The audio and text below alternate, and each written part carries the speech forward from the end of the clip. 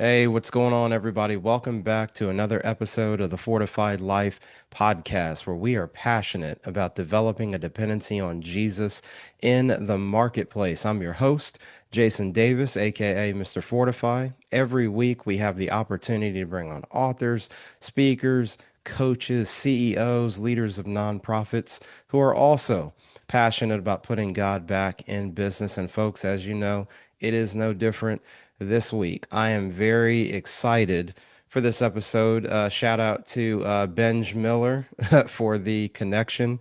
But let me tell you a little bit about our guest today, Nelson Davis. He's the founder and chief vision officer of Analytic Vizion, a data and analytics consulting firm designed to equip and inspire the next generation of data and technology leaders worth following. He's a man of faith, a dreamer of big dreams, and a lover of people who seeks to serve those who are serving others. Nelson lives in Atlanta with his wife and children.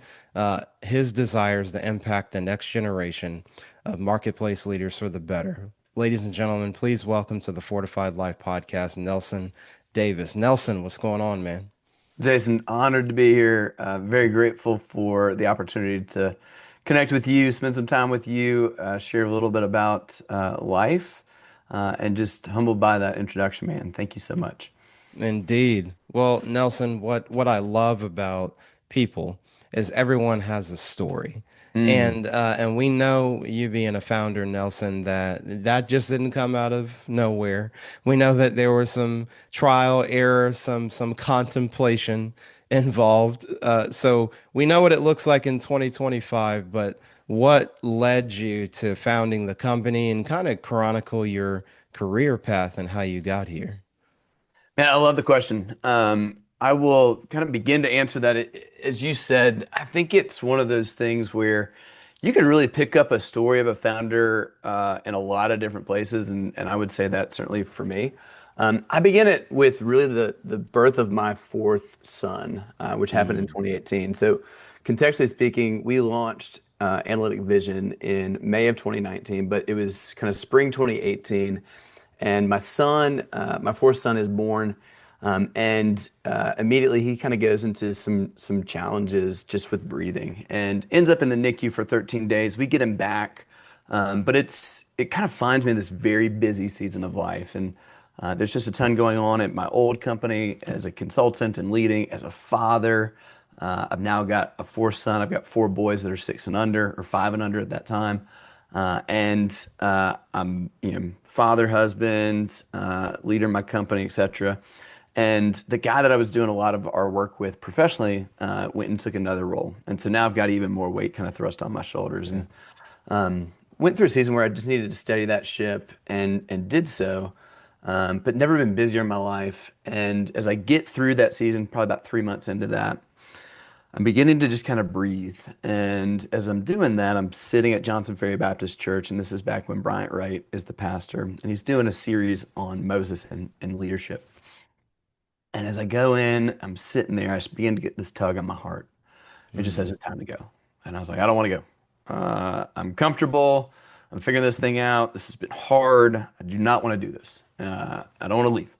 So I left, I came back the next week and it was stronger. And I left and came back the next week and it was stronger. And I went to my wife probably after that third week and I was like, hey, I feel like God is asking me to leave Slalom and go start a company.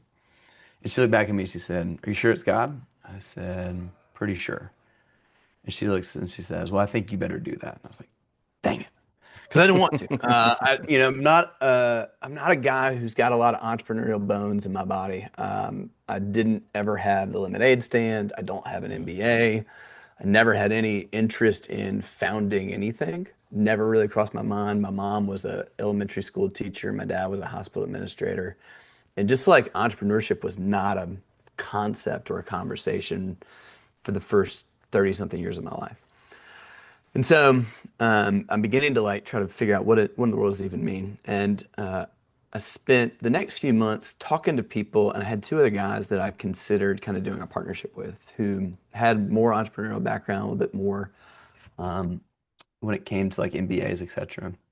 And ultimately felt the Lord really kind of clearly tell me and state as I explored that opportunity that he was going to close that door, and that it was really he was inviting me to step into this as a sole founder. And Mm. that became very clear as we got into kind of December and into January. And then I could spend hours telling the next part of the story, but I won't. The kind of January through May, my father went through multiple forms of cancer. Wow. And it was he had two different, three different, two different, sorry, three different forms of cancer, two different places, starting in kind of January, February. Began to get ready for all the treatment and so forth that was going to happen there. And then as he was in April, as he was getting ready for that, realized that he also had a cancer in a third location, fourth type of cancer. And the good news is he ultimately survived all of that, which was absolute blessing. But you Wow. don't know that end of the story when you're in it. And so I'm processing all of this, and I'm overwhelmed by again all the responsibility and all the challenge. So there was a moment in February where I'm leading critical projects at my previous organization. I'm leading a large and growing team. I'm coaching baseball with my oldest son. I'm father to four boys who are now 6 and under.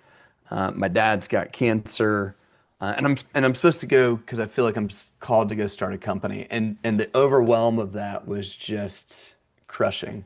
I sat down Wow. with my wife on a Saturday night and just kind of prayed and talked through it, and felt very much like, hey, let's put this entrepreneurial thing on the shelf for 12 months because I just can't do all this. This is just it's too much. And there's a moment very clearly that following Monday when my previous company that I'd been at back in 2012 called me, said, "Hey, we're trying to build this thing. We don't think it's possible, but we figured we'd call you and figure out, what you said." And it was, oh, you need somebody to go build something. Oh, do you need somebody to develop it and pay them? Oh, interesting. So when do you need it? Oh, I could do it. You mean me or me, my company? Oh, you or me? Interesting. Okay. And so it was like I was trying to get on the off ramp to exit, and God was like, "No, you're not. The off ramp is blocked. You are going to stay on this interstate. We are going somewhere." So again, I could tell story after story. The last thing that I'll say is, as I had turned in my resignation, I had leaned fully into and kind of going into this next chapter. I've got it's the Thursday before kind of my very last day. So Mm. 2 days before I'm done at my old company. I'm with my dad in the hospital room. I'm telling him all these different stories about starting the company and his grandkids and this leadership development that I'm doing, coaching the new company, all this different stuff, right? And spend that time, and then I walk out. I'll get out to my car, and I'm in downtown Atlanta. I'm at Emory Midtown in a parking lot that doesn't exist anymore. And I look out to the west, and I just get this vision. And the thing that I had wrestled with, I knew I was going to go start a data analytic consulting firm because that's what I knew how to do, and felt called to do that. But I also had this big heart and passion for servant leadership. Mm. And I was wrestling, and I'd been wrestling for weeks and months because I had known enough about business to know that there's just not enough seats at the leadership table for everybody to sit there. And so it didn't make sense that we would spend a bunch of time investing in people, helping them understand the concepts and principles of servant leadership, only to not ever let them actually be leaders. And so because not everybody gets to be a leader inside of a particular organization. That's just not how it works. And I wrestled with this. And in this moment, as I'm walking out to my car, I look out to the west, and as best I can describe it, I just get this vision. It felt very divine because in that moment, it was like all these pieces just kind of came together. And the vision was basically, hey, love the consulting firm, sounds great. Super love this heart and this passion you have for servant leadership. But what if the goal isn't to bring in gifted technologists and hold on to them forever? What if the goal is instead to bring in great folks and to equip and inspire them over the course of years and actually launch them back out into the marketplace on purpose with intentionality to become the leaders that your kids need and that your grandkids need, right? Mm. What if that was the whole point of this organization. And I'll tell you, I know with certainty it wasn't my idea because my immediate response was, well, that's a terrible idea. And the reason it's a Mm, terrible idea is because I've never seen any organization, you know, go out, find great people, invest heavily in them, and then hold them loosely as they go out into the world to go and, take that investment and to serve other organizations, right? And then I thought about it for 30 seconds and I said, but if the goal is impact more than it is profit, that kind of almost, apprentice or discipleship model would actually be one of the most amazing ways to create an impact in the marketplace, to change kind of the mm, direction of what it means to be a leader in this space. If we can invest in folks and then launch them out to go and be those leaders that we would want the marketplace that would be sustainable. And then I thought about it for 30 more seconds and I realized if you could run that play and you could do it for 10 years, 15 years, right? And those folks that go through your organization launch out, become impactful in their organizations. When they need help, when they need someone they trust, when they need a partner, who are they going to call? Are they going to mm, call big consulting firms that, they know the reputation of, or are they going to call us, the people that they know really well, the people that we've brought in, they know who we are, they know our brand, they know the values we stand for, et cetera, et cetera. And it made me realize, no, they're going to call us. And so as crazy of a business idea as this was, I began to realize this is actually the most sustainable way to run a business. It just takes a really long time. But after mm. 10, 15 years, it becomes potentially the most sustainable model of business. So again, a very long, winded introduction into kind of my journey into entrepreneurship. And it was, again, I'm not that smart, I promise you. But it's been a really amazing journey. We're 6.5 years into it. We've done work with folks that have spent a season in our organization and have turned into clients. That has actually happened multiple times now. We've launched out about 15, 20 folks already in different ways, different forms. And we're excited about kind of how we're able to engage folks. We haven't figured it all out. We don't do it perfectly, but we do it intentionally. And so we've been able to a lot of times do both and where we can do great work, serve great clients, but also make a meaningful impact on the folks that are here inside of our organization and help them grow and then ultimately go on to their next journey. So there you go. I love it, Nelson. I could have kept going, man. I got several nuggets. I don't want the listeners to miss some of the gems along the way. One is, gosh, just including hearing from, I'm just going to call it partnership with God. There's a painting, Nelson, I'm not sure if you've seen it. It's one of my favorite paintings though, and I don't know who did it. Maybe that's going to be my goal. Maybe some of the listeners, maybe you could tell us who it's by. There's a picture, Nelson, of a businessman, and it's like a networking thing. He's meeting another guy, and Jesus is in the picture, Hmm. and he turns to the guy and has an open hand to Jesus saying, "Have you met my business partner?" Hmm. Because Jesus is his business partner. What I love about what you shared is in going into something and taking a step of faith, Jesus was the business partner. This wasn't, your idea. This was a God inspired divine idea. Then the second gem, not only is Jesus your business partner, the power and connection and trust between a husband and a wife, Hmm. sitting down with your spouse. And then even I love the question back. Did you hear? I forget how you said how she Yeah. said it, but I was like, Are you sure it was God? are He's you like, sure it was God? What a and then question. and then she looking back at me was like, well, then you should probably do that. Like, oh, Yeah. because I'm looking for a way out. I was like, I don't want to do this, right? Yeah. Um, and not because I certainly don't want to obey the voice of God, but it's like, man, that's gonna be so hard. I don't have any idea how to do that, right? Yeah. And so you're kind of looking for an excuse to be like, oh, well, my wife said but like, no, she was very discerning in that moment, and it's a moment we've talked about many times in our marriage since then, and it's been a blessing, man. Again, entrepreneurship is extraordinarily hard. Hmm. But to your point, like, there were clear times, I'll piggyback on that real quick. Hmm. We started our organization in May of 2019, and for the audience can do math, 10 months later, we find ourselves in this global pandemic. Right.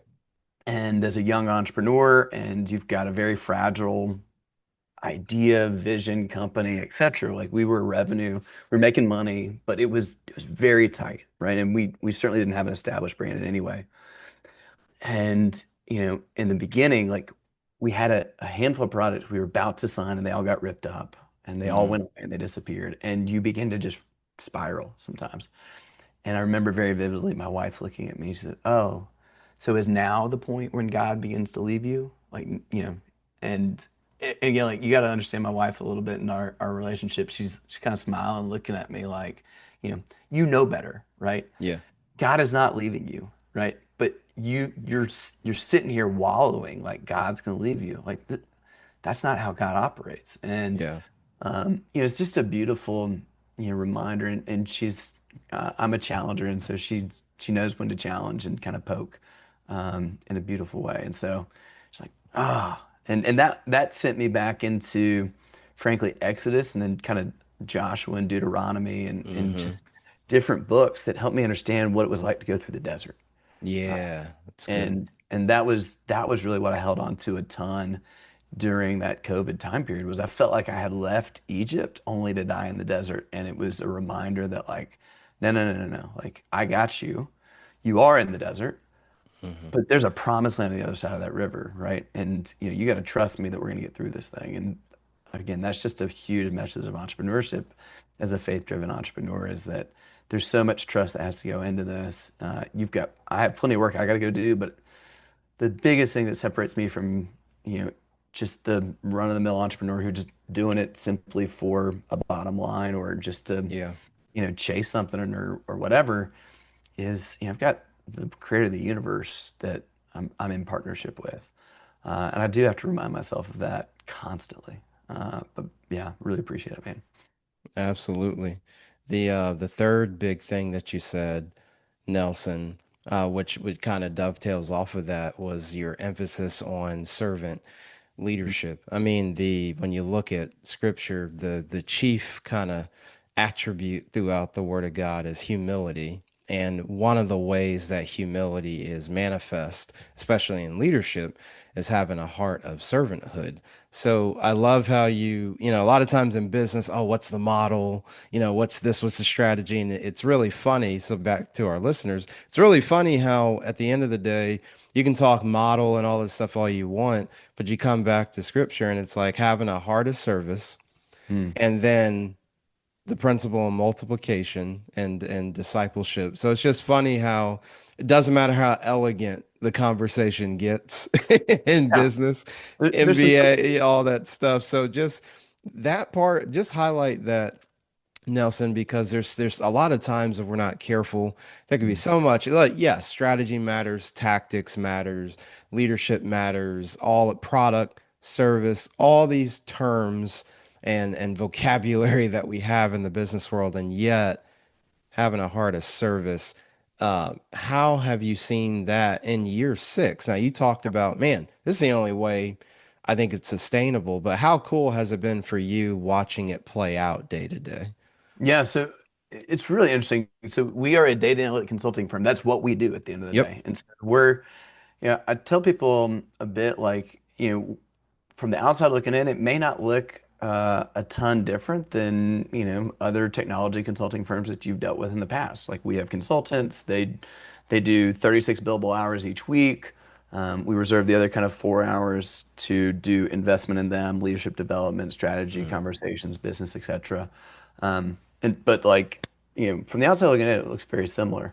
Um, and at the same time, I also believe that consulting is an incredible vehicle for servant leadership. And the reason I say that mm. is because, one, you're in the services industry. Yeah. What we do is we take the gifts and talents that we have been given, the passions that we have to, go, explore data, and build things and develop things, and, take strategy and bring it to life, like all those different things that, I think are God given. And then we use it to help another organization. We use it so that others can go further faster.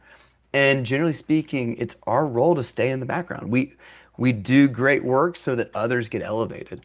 And there's so many principles of that kind of consulting model of kind of our posture, how we serve, et cetera, that really lend itself beautifully to the ideas, principles, core concepts of servant leadership.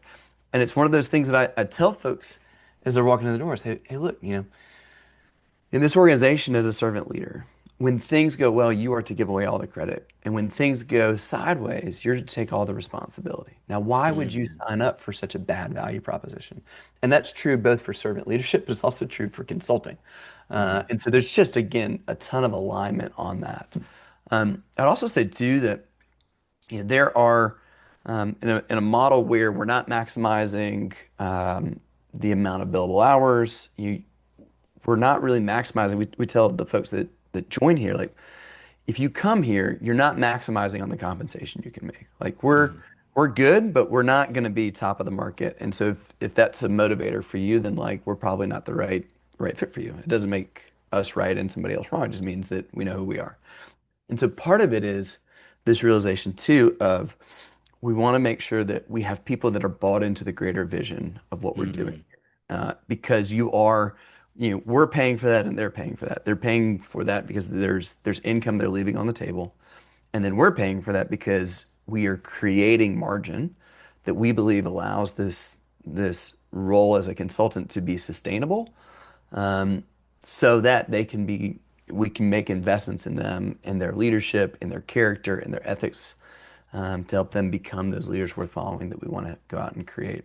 And again, consulting, I think, has this reputation historically of being a grind.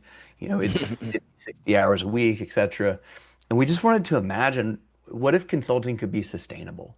mm, What if consulting could be something where, um, you know, instead of starting your week on a quarter of a tank and finishing on an empty, what if you could get refueled on Fridays, be poured into, and then you start your week each week with a little bit closer to a full tank? We think it could be a very virtuous, positive way to go out and serve the marketplace, to learn a bunch of different things, to grow rapidly, and ultimately to have a generational impact. And that's really the biggest things that motivate us and really kind of how our vision, our mission come to life. So, I love it. Nelson, you get me fired up, man.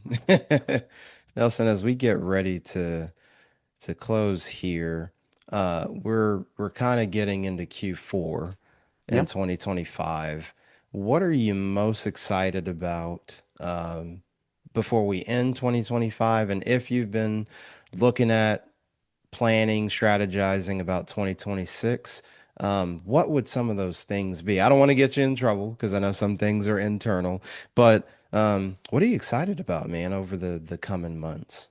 Yeah. One of the things that we love to do around here is celebrate, but to do that together. And so Hmm. for us, we sat back in kind of 2020, 2021 and began to imagine, hey, how would an organization like ours do kind of holiday, kind of end of the year celebrations, thank yous, Hmm. etc. And most companies, again, not incorrectly, we just have a different approach, but most companies will kind of do something in December. It'll have kind of a Christmas theme. It'll be nice, it'll be fun, it'll be a party, right? That's great. What we decided to do back in the day was we decided to, instead of kind of key off of Christmas, we do something we call Thanksgiving. It's a 2-day event where day one is like we come together with our team and their spouses or their partners, significant others. And we just have a big kind of Thanksgiving meal. And we say thank you to our folks. We celebrate them. We give our gifts. And just, we give away our Servant Leader of the Year award, which is it's our highest award that we give. We give it once a year. And we just celebrate. And then the next day we come back and we do a day of giving. And we go out into the community and we serve. We've done a lot of work historically with Hands on Atlanta. We also, the first year we did this, we worked with the Boys and Girls Club of Metro Atlanta and we built a playground, cradle to Very grave, cool. which was super cool. Tons and tons of work but just super rewarding, super fulfilling. And so this year, actually think we're working with the Boys and Girls Club through Hands On Atlanta. So it's kind of a cool, you know, back to the beginning type of thing for us. And it's frankly my favorite week of the year because it's just an amazing time to see all of our folks, to be together, to say thank you, to bring that gratitude. And there's something about Thanksgiving that is just so authentic and so beautiful to me because there's nothing about it. There's no kind of Christmas is like there's the whole gift thing, etc. Hmm. But Thanksgiving, it's just a time to say thank you. Yeah. And so I love that so much. And so that's always something I look forward to in Q4 every year. Um, I'd also say too, I've got a great opportunity to. I'm speaking at the end of the month, and I'm having a conversation around how leadership is going to be impacted and changed and transformed and enhanced by AI, and what's that going to look like as Mm. we get into kind of the next 3 years, 5 years, 10 years, even down the road. And one of the things that I think is a beautiful exercise right now is I believe that leaders make the future. And so if we, the leaders, don't believe that this super powerful technology can create a better world, then it will absolutely not create that better world. So a big challenge that I have for a lot of folks right now is what are the ways, what are the opportunities that you see that we can take AI and we can actually not just tolerate the world that it creates, but actually thrive in this new world? Like, what would have to be true in order for that to be true? And so it's a really interesting exercise. I think ultimately AI helps us become more human over the course of time because a lot of the things that are just busy and technical can begin to go away. They may transform, but it'll be really interesting to see. So that's a little bit of what I'm excited about as we get into kind of the remainder of the year. As we look at 26, I'm really pumped for, I would say professionally, organizations mature and grow and Hmm. really begin to understand who they are. And I think we've gone through 2025 as a big kind of transformation year and realizing that, the startup phase of our life as an organization was great. There's a lot of heroic effort that went into that. Our next season is going to be very much focused on more systems, more process, allowing our consultants to take their time and energy and just focus on, challenging, complex, client-facing questions so that we can, the stuff that should be table stakes needs to be more table stakes for us. And so I'm excited because we're putting a lot of those things into motion. We're bringing in folks that have some really great experience, have a passion for the vision that we have. And we've been able to launch out some really great folks as well too. So to just continue those relationships and see how this organization goes on its journey is just a really fascinating thing for me. So I'm very excited for 26. I wish, as I think many folks would, that we had a bit more certainty from a macroeconomic perspective or from a governmental perspective. But I'm good with the reminder of that uncertainty. Just makes me go back to my Heavenly Father that much more and say, God, I have no idea. Like I can't tell you how many times I've reminded him that I really don't know nearly enough about how to do this, but that I trust that he's got this, he's got me. And then, I think as a father and as a husband, I'm really pumped. We just had a super cool adventure that we went on back in the summer. And it's been really fun to watch my guys. I have four boys, and they're at this really cool age where we're having just better and better conversations. And they're bumping up against stuff that's real. And I love engaging that. And so I'm pumped for kind of the season we're going into. I'm genuinely excited about what's in front, but also at the same time know that the edge of the cliff is right there at all times. So, and it's good. It's good. It, it creates dependence and it creates a need to continuously seek our Father. So, I love it. And folks, Nelson, ironically, as we get ready to close out, it's tagline of the show, building a dependency on Jesus in the marketplace. And you got to hear that directly from a man doing that right now in the marketplace. Now, Nelson, you've given wisdom, you've talked about strategy, you talked about servant leadership, consulting. what's the best way for listeners to connect with you and or the company? Because, we may have some potential clients or maybe even people who want to, from a career perspective, have a conversation. So where would people go to learn more about you and the company? Yeah, I love that. Simplest way would be just reach out on LinkedIn. So you can find me. Just search for Nelson Davis, Analytic Vision, Vision spelled appropriately with a Z, right there. And then would love to connect with you on there. Otherwise, you can go to our website, analyticvision.com, and I think there's ways to get in touch with us through that as well. So if you're looking for new opportunities, always looking for amazing folks that have a heart and a passion for serving clients, growing themselves technically, and then becoming leaders worth following. Is just it's what we do around here. It's our passion. So if that's you, we'd love to meet you. And then as far as our client base goes, we work with kind of large and then enterprise organizations and anybody who's trying to make a better decision, um, particularly using data and analytics, like we can help bring that to life as in partnership with you. So that's our passion is really serving organizations to help them exponentially grow their ability to make high quality decisions through data and analytics. And so would be honored to connect with anybody out there that falls into any of those categories. I love it, folks. You've heard it from the man himself, Nelson. I can't thank you enough for hanging out with us here on the Fortified Life podcast, man. We'll have to do this again sometime. I'm sure in another, you know, 3 to 6 months, you're going to have even more wisdom and updates to share about what God is doing in the business. So, definitely thank you for coming on the show, Nelson. Jason, thank you so much, man. It's been such a pleasure to speak with you, share a little bit about the heart that we have here. And I hope that this has been helpful to somebody out there, just as an encouragement. I'll end with this. I spoke with a guy the other day who is thinking about kind of taking that entrepreneurial leap in the space of data and analytics. And I just encouraged him, but also told him at the same time, man, like if your heart, your vision, if there's anything that in this that is just like, hey, I just want to go do this to make more money, etc. Like you probably won't make it because it just won't motivate you in a lasting way as, feeling like you've got a greater purpose behind this. And so it was one of the just big encouragements I gave him. And it's a huge reminder to me of like, remembering why we started this place in the first place as often as I possibly can. And so hopefully it's been an encouragement to somebody out there that, if you feel like God's tugging on your heart, there's a good reason for that. And it's worth the pursuit. Find joy in the journey as you go.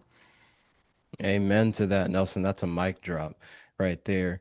Well, folks, that's all we have time for here on the Fortified Life podcast. We'll have all of Nelson's information in the show notes, fortifiedlifepodcast.com. And don't you worry, you'll be able to find him and the company. Well, folks, you know how we leave things here on the podcast. Don't compartmentalize your faith and the marketplace. And from the boardroom to the bathroom, God is with you. We'll see you next time on the Fortified Life podcast. Make sure you like, share, subscribe, follow us on all the major podcast platforms, Apple, Spotify, iHeartRadio, and then our YouTube channel at The Fortified Life, where you can see the actual conversation that Nelson and I had if you want to do a little bit more than just listen to it. But we'll see you next time on the Fortified Life podcast.